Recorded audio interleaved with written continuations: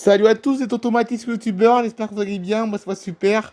Aujourd'hui on se retrouve dans un nouvel épisode d'Info, voilà. C'est parti, mon kiki. Aéroport de Nantes, un hélicoptère du SAMU évite la collision avec un avion. Dans la soirée du mercredi 26 juillet 2023, un hélicoptère du SAMU a failli entrer en collision avec un avion de la compagnie Transavia près de l'aéroport de Nantes-Atlantique. L'incident aurait pu être un accident. Dans la soirée du mercredi 26 juillet, donc c'était de la semaine dernière,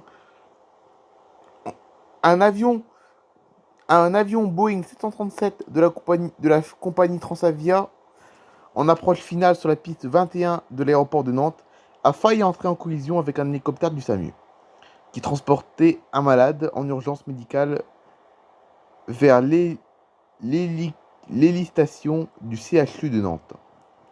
Un incident dont a pris connaissance l'un des journalistes via le compte Twitter s'en fiche. Contacté par Actu Nantes, le nom du journal, la direction générale de l'aviation civile a confirmé l'incident. L'avion a reçu un RA TICAS, une alerte de son système d'alerte de trafic et d'évitement de collision, en raison de sa trajectoire convergente avec un hélicoptère du SAMU, indique la DGAC. Remise de gaz. L'hélicoptère du SAMU a été autorisé à opter pour une trajectoire directe vers l'hôpital de Nantes. Le vol Transavia a réalisé une remise de gaz pour permettre au SAMU de prendre la trajectoire directe vers l'hôpital, puis s'est représenté pour se poser à 22h27, précise la DGAC. Grève de Ryanair à l'aéroport de Charleroi. Donc Charleroi, c'est en Belgique, pour ceux qui ne savent pas. Près de 100 vols annulés samedi dernier et dimanche dernier.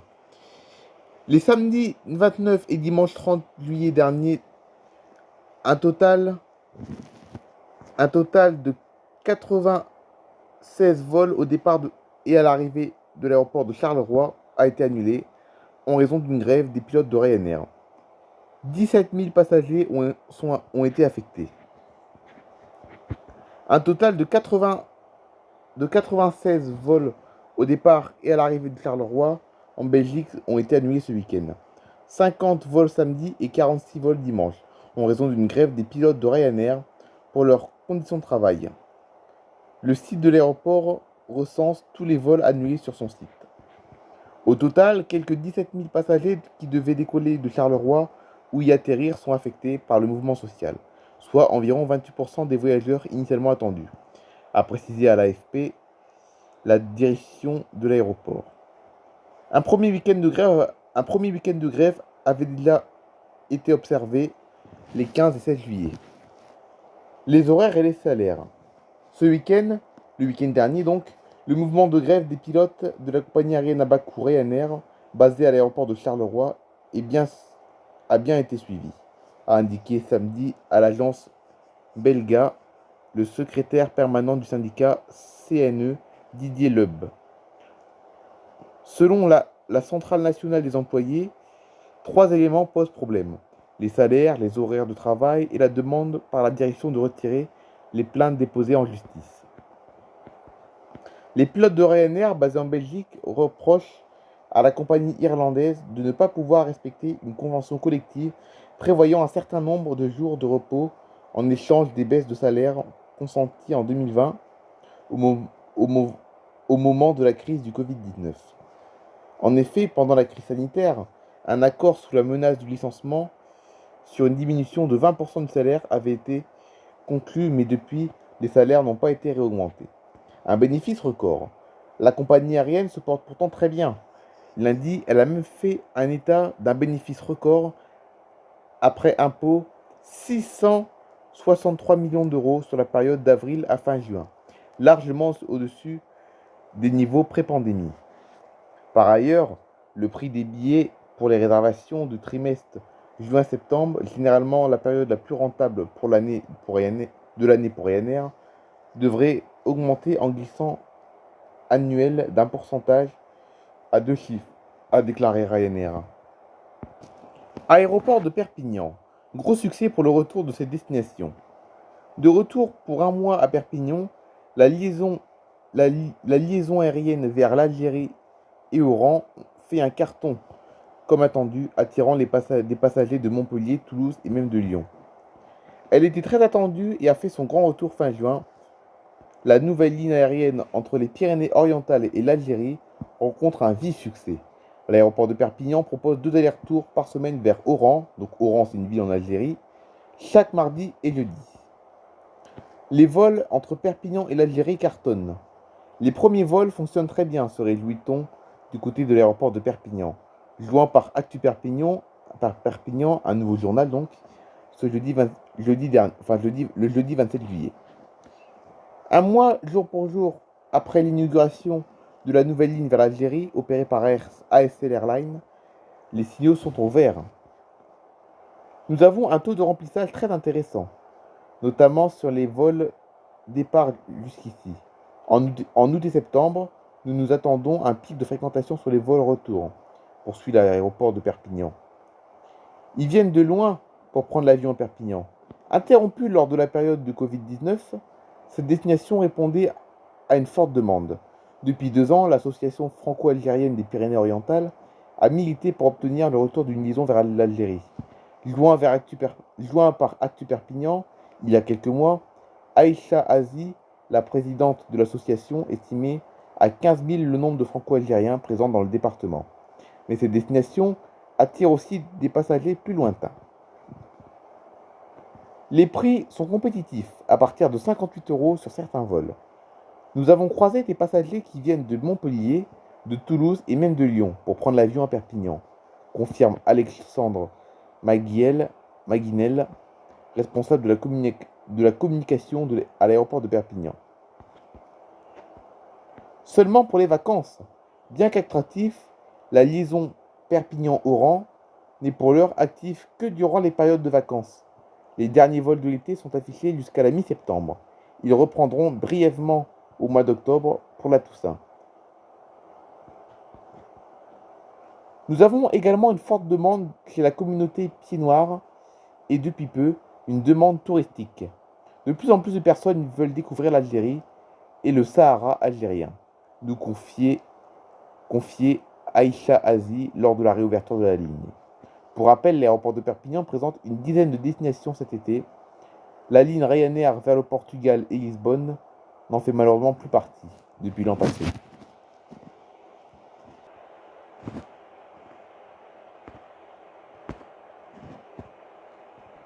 L'aéroport de Marseille. Qu'est-ce qui se passe? Ok, c'est bon. L'aéroport de Marseille, en partie évacué à cause d'un bagage abandonné. Un hall de l'aéroport de Marseille-Provence a été évacué ce dimanche 30 juillet, donc dimanche dernier. Les démineurs se sont rendus sur place et ont constaté qu'une valise a été oubliée par un voyageur. Un hall du terminal 1 de l'aéroport de Marseille-Provence a été évacué ce dimanche matin, donc dimanche dernier, à cause d'un bagage abandonné, a appris BFM Marseille-Provence. Les démineurs sont intervenus, ce qui est la procédure habituelle pour un bagage abandonné. L'opération a duré entre 20h30... Non, excusez-moi. L'opération a duré entre 20 et 30 minutes. Les démineurs n'ont pas eu besoin de faire exploser le bagage qui avait été oublié par un voyageur. En attendant l'intervention, plusieurs centaines de passagers ont dû patienter à bord d'un avion sur le tarmac.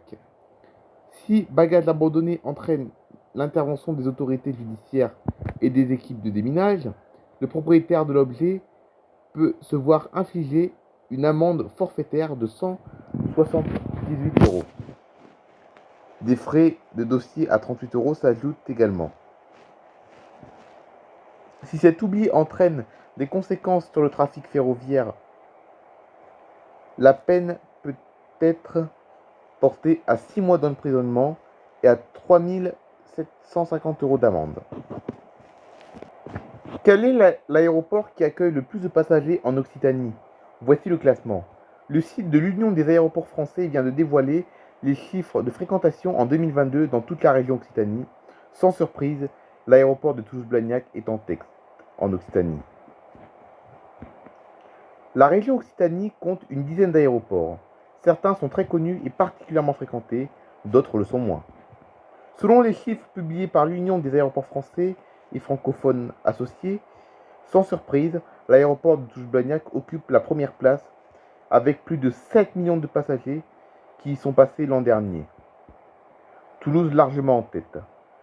Voici le classement complet en fonction du nombre de voyageurs pour l'année 2022. Donc l'aéroport de Toulouse-Blagnac qui a accueilli 7 millions de passagers en 2022. En deuxième position, c'est l'aéroport de Montpellier qui a accueilli 1 million de passagers. En troisième position, l'aéroport de Perpignan qui a accueilli l'année dernière plus de 415 000 passagers. L'aéroport de Tarbes qui a accueilli 403 000 passagers. L'aéroport de Carcassonne qui a accueilli 279 000 passagers.